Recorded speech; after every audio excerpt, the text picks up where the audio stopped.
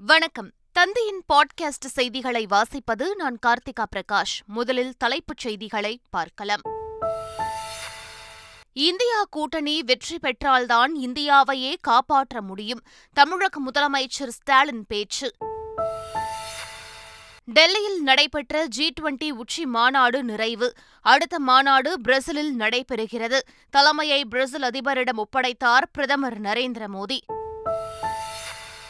ஊழலை மறைக்க மொழி, மதம், கலவரத்தின் பின் பாஜக ஒளிந்து கொள்ளும். அமைச்சர் உதயநிதி ஸ்டாலின் விமர்சனம். நாடாளுமன்ற தேர்தலுடன் சட்டமன்றத்திற்கு தேர்தல் வந்தாலும் சந்திக்க தயாராக இருக்க வேண்டும். அதிமுக பொதுச் செயலாளர் எடப்பாடி பழனிசாமி கட்சி நிர்வாகிகளிடம் அறிவுறுத்தல். தொண்டர்களின் விருப்பப்படி விரைவில் புரட்சி பயணம். முன்னாள் முதலமைச்சர் ஓ பன்னீர்செல்வம் பேட்டி. ஆந்திர முன்னாள் முதலமைச்சர் சந்திரபாபு நாயுடுவுக்கு 14 நாட்கள் நீதிமன்ற காவல். விஜயவாடா லஞ்ச ஒழிப்புத்துறை நீதிமன்றம் உத்தரவு.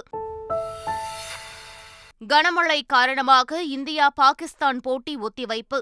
இன்று நடைபெறும் போட்டியில் இரு அணிகளும் மீண்டும் பலப்பரீட்சை.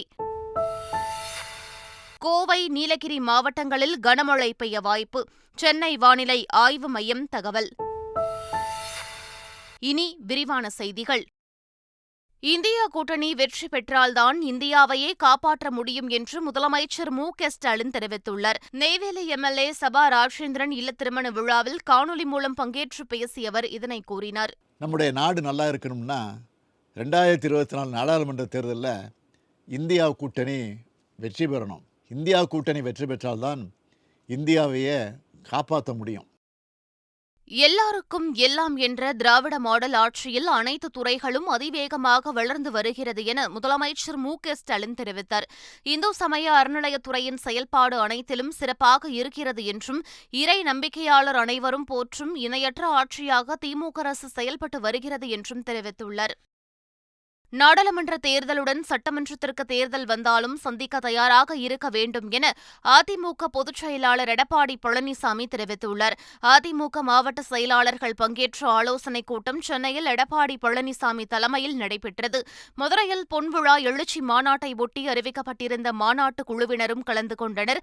இதில் மக்களவைத் தேர்தல் தொடர்பாக மேற்கொள்ள வேண்டிய பணிகள் குறித்து ஆலோசிக்கப்பட்டது. இக்கூட்டத்தில் பேசிய எடப்பாடி பழனிசாமி, மதுரை மாநாட்டிற்கு பின் அதிமுக எழுச்சி பெற்றிருப்பதாகவும், தற்போது அதிமுக ஒரே தலைமையின் கீழ் வந்துவிட்டதாகவும் கூறினார். விரைவில் புரட்சி பயணத்தை தொடங்க உள்ளதாக முன்னாள் முதலமைச்சர் ஓ பன்னீர்செல்வம் தெரிவித்துள்ளார். சென்னையில் நடைபெற்றது அதிமுக கூட்டமல்ல, கும்பல் என்றும் கூறிய OPS, இந்தியாவின் பெயர் மாற்றம் குறித்து விரிவான அறிக்கை வரட்டும் என்றும் தெரிவித்தார். கடந்த 2 ஆண்டுகளில் 7,62,000க்கும் அதிகமான குடும்பங்கள் முதலமைச்சரின் காப்பீட்டு அட்டையை புதிதாக பெற்றுள்ளதாக சுகாதாரத்துறை அமைச்சர் மா. சுப்பிரமணியன் தெரிவித்துள்ளார். சென்னை கிண்டியில் முதலமைச்சர் காப்பீடு திட்ட சிறப்பு முகாமை ஆய்வு செய்த பின் செய்தியாளர்களிடம் பேசிய அவர், முதலமைச்சரின் விரிவான காப்பீட்டு அட்டையை பயன்படுத்துவது குறித்து விரிவான அறிக்கை தாக்கல் செய்ய அமைக்கப்பட்ட குழு மக்களிடம் கருத்து கேட்க உள்ளதாக தெரிவித்தார். பாஜகவை ஒழிக்க வேண்டுமென்றால் அதற்கு காரணமாக உள்ள அதிமுகவையும் அழிக்க வேண்டும் என அமைச்சர் உதயநிதி ஸ்டாலின் தெரிவித்துள்ளார். கடலூரில் செய்தியாளர்களை சந்தித்த அவர் இதனை கூறினார். ஒரே நாடு ஒரே தேர்தல் கொள்கையை முன்னாள் முதலமைச்சர் கருணாநிதியே ஆதரித்தார் என்று அதிமுக முன்னாள் அமைச்சர் செல்லூர் ராஜு தெரிவித்தார். அரசியலில் பழுத்த பழம் கருணாநிதி வழியை நாம் பின்பற்ற வேண்டும் என்றும், திமுக கூட அதை மாற்றி பேசலாம், நாங்கள் பேச மாட்டோம் என்றும் கூறினார்.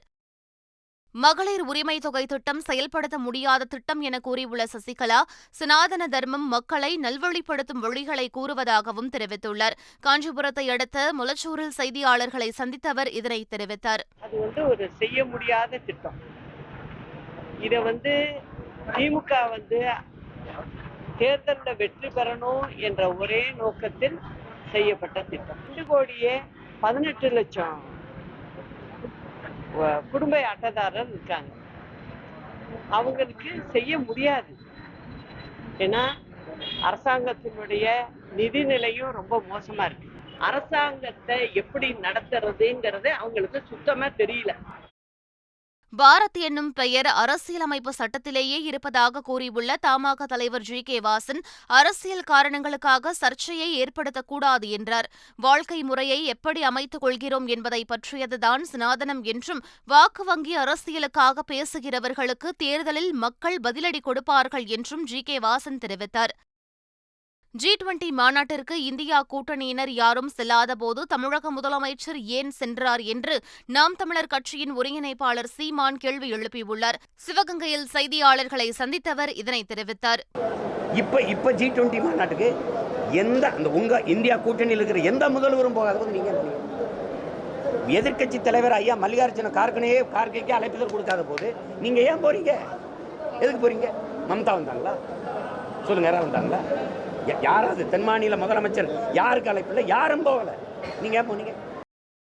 தனது 85வது பிறந்த நாளை முன்னிட்டு பாமக நிறுவனர் ராமதாஸ் 85 ஜோடிகளுக்கு 85 சீர்வரிசை பொருட்களுடன் திருமணம் நடத்தி வைத்தார். கும்பகோணத்தில் தமிழ் முறைப்படி நடைபெற்ற இந்த திருமண நிகழ்ச்சியில் ஏராளமான கட்சி நிர்வாகிகள் பங்கேற்றனர்.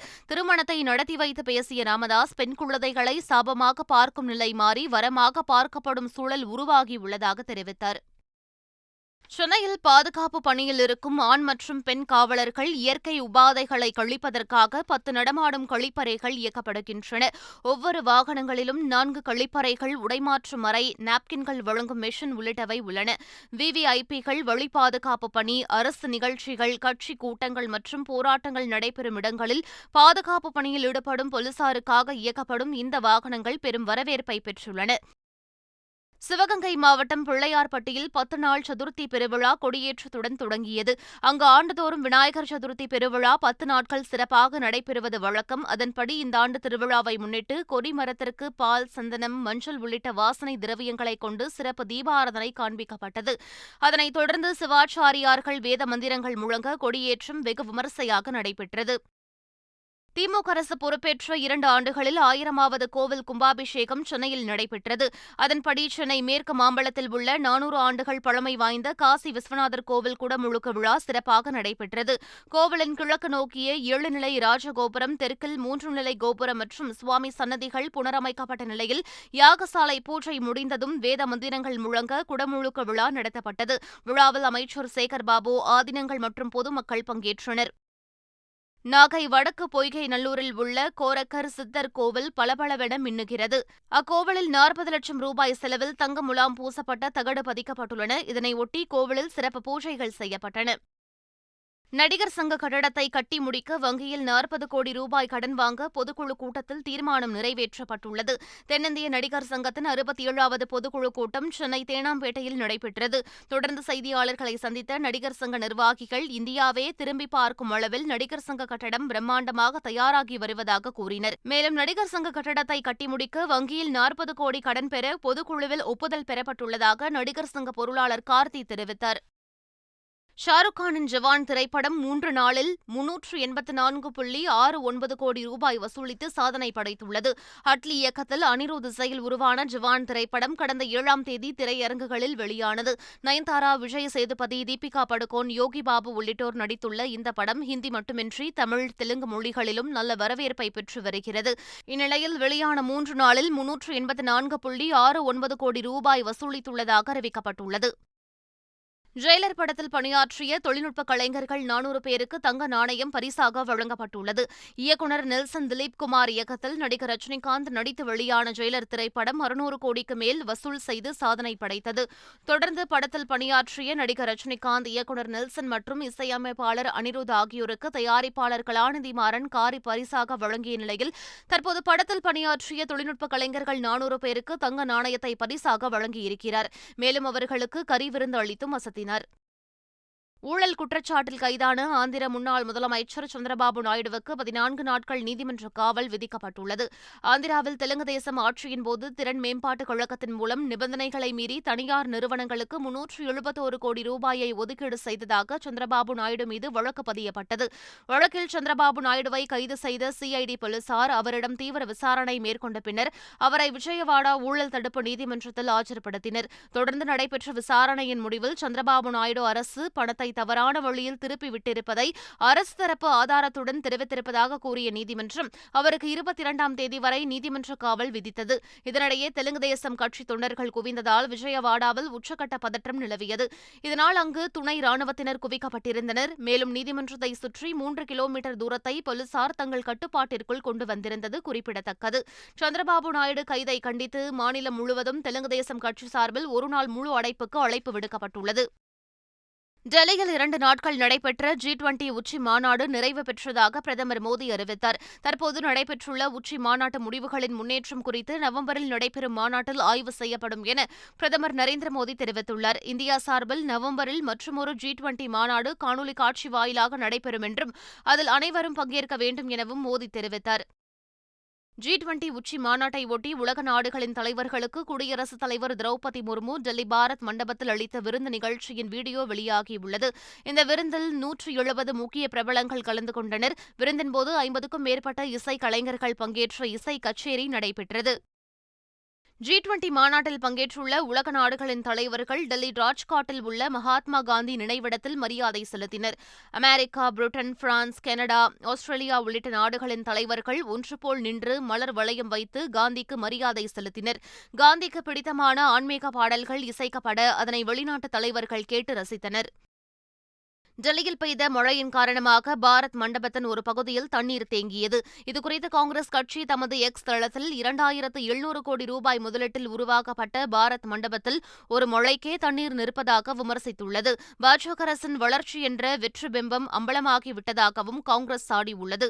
இந்நிலையில் பாரத் மண்டபத்தில் தண்ணீர் தேங்கியதன் மூலம் கடவுள் பிரதமர் மோடியிடம் ஈகோவை குறைத்துக் கொள்ளுங்கள் என கூறியிருப்பதாக காங்கிரஸ் பொதுச் செயலாளர் பிரியங்கா காந்தி தெரிவித்துள்ளார்.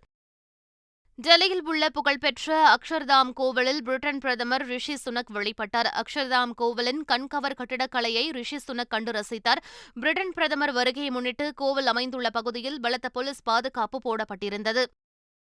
மகாராஷ்டிராவில் 40 அடுக்குகள் கொண்ட அடுக்குமாடி குடியிருப்பில் லிப்ட் அறுந்து விழுந்து 6 தொழிலாளர்கள் உயிரிழந்திருப்பது பெரும் சோகத்தை ஏற்படுத்தியுள்ளது.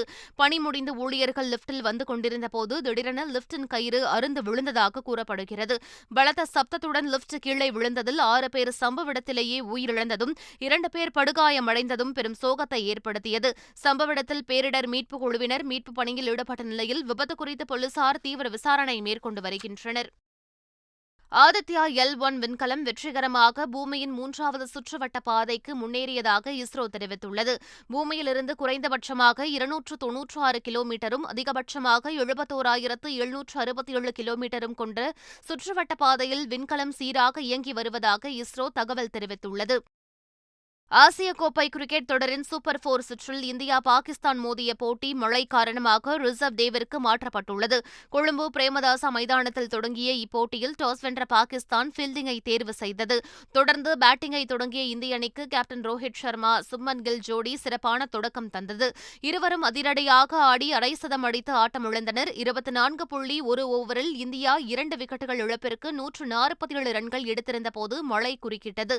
தொடர்ந்து கனமழை பெய்ததால் போட்டியை தொடர முடியாத சூழல் ஏற்பட்டது. இதனால் இன்று மதியம் 3 மணிக்கு இந்திய அணி மீண்டும் பேட்டிங்கை தொடங்க உள்ளது. ஒருவேளை இன்றும் போட்டி தடைபட்டால் இரு அணிகளுக்கும் தலா ஒரு புள்ளி பகிர்ந்தளிக்கப்படும் என்பது குறிப்பிடத்தக்கது. காமன்வெல்த் உயிர்காக்கும் விளையாட்டுப் போட்டிகளுக்கு ஒசூரைச் சேர்ந்தவர் நடுவராக தேர்வு செய்யப்பட்டுள்ளார். கனடாவில் வரும் 14 முதல் 17ஆம் தேதி வரை காமன்வெல்த் உயிர்காக்கும் விளையாட்டுப் போட்டிகள் நடைபெறவுள்ளன. இந்த போட்டிகளுக்கு இந்தியாவிலிருந்து ஒரே நபராக ஒசூரைச் சேர்ந்த செபஸ்டியன் என்பவர் நடுவராக தேர்வு செய்யப்பட்டுள்ளார். அவருக்கு பொதுமக்களும் விளையாட்டு ஆர்வலர்களும் வாழ்த்துக்களை தெரிவித்து வருகின்றனர். தமிழ்நாடு, புதுச்சேரி மற்றும் காரைக்கால் பகுதிகளில் ஓரிரு இடங்களில் இடி மின்னலுடன் கூடிய லேசானது முதல் மிதமான மழை பெய்யக்கூடும் என சென்னை வானிலை ஆய்வு மையம் தெரிவித்துள்ளது. குறிப்பாக கோவை, நீலகிரி மாவட்டங்களில் கனமழை பெய்ய வாய்ப்புள்ளதாகவும் தெரிவிக்கப்பட்டுள்ளது. சென்னை மற்றும் புறநகர் பகுதிகளில் ஒரு சில இடங்களில் இடி மின்னலுடன் கூடிய லேசானது அல்லது மிதமான மழை பெய்ய வாய்ப்புள்ளது என்றும் கூறப்பட்டுள்ளது. மீண்டும் தலைப்புச் செய்திகள். இந்தியா கூட்டணி வெற்றி பெற்றால்தான் இந்தியாவையே காப்பாற்ற முடியும். தமிழக முதலமைச்சர் ஸ்டாலின் பேச்சு. டெல்லியில் நடைபெற்ற G20 உச்சி மாநாடு நிறைவு. அடுத்த மாநாடு பிரேசிலில் நடைபெறுகிறது. தலைமையை பிரேசில் அதிபரிடம் ஒப்படைத்தார் பிரதமர் நரேந்திர மோடி. ஊழலை மறைக்க மொழி, மதம், கலவரத்தின் பின் பாஜக ஒளிந்து கொள்ளும். அமைச்சர் உதயநிதி ஸ்டாலின் விமர்சனம். நாடாளுமன்ற தேர்தலுடன் சட்டமன்றத்திற்கு தேர்தல் வந்தாலும் சந்திக்க தயாராக இருக்க வேண்டும். அதிமுக பொதுச் செயலாளர் எடப்பாடி பழனிசாமி கட்சி நிர்வாகிகளிடம் அறிவுறுத்தல். தொண்டர்களின் விருப்பப்படி விரைவில் புரட்சி பயணம். முன்னாள் முதலமைச்சர் ஓ பன்னீர்செல்வம் பேட்டி. ஆந்திர முன்னாள் முதலமைச்சர் சந்திரபாபு நாயுடுவுக்கு 14 நாட்கள் நீதிமன்ற காவல். விஜயவாடா லஞ்ச ஒழிப்புத்துறை நீதிமன்றம் உத்தரவு. கனமழை காரணமாக இந்தியா பாகிஸ்தான் போட்டி ஒத்திவைப்பு. இன்று நடைபெறும் போட்டியில் இரு அணிகளும் மீண்டும் பலப்பரீட்சை. கோவை, நீலகிரி மாவட்டங்களில் கனமழை பெய்ய வாய்ப்பு. சென்னை வானிலை ஆய்வு மையம் தகவல். இத்துடன் பாட்காஸ்ட் செய்திகள் நிறைவு பெறுகின்றன. வணக்கம்.